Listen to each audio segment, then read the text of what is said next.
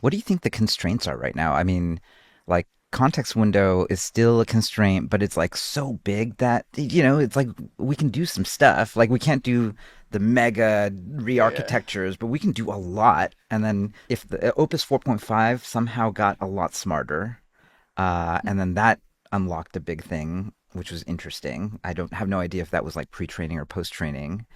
Like, what are there other like levers that you think of other than basic model intelligence, like frontier model intelligence and context window? I mean, I still think context windows are like probably the number one limit.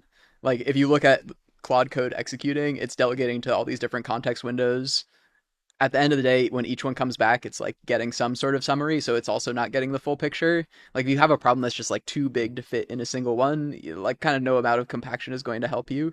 I would point to that as like both Anthropic has figured something quite useful out with delegating to these subcontext windows, but also I think it's still a block barrier. So we'd do better if we had a million token I think so. context every single time. Yeah, I think so. And like figure it out a better way to especially train these like very long context trajectories. Because if you think about it, like there's a lot of training data on the internet for like what is the next sentence that comes or like what's the next paragraph that comes. If you have 80,000 tokens that are generated, like understanding what the next thing to do based upon like, oh, I should refer to the 20,000 token, like that's trickier. I think this like integration and orchestration is starting to become the limiting factor.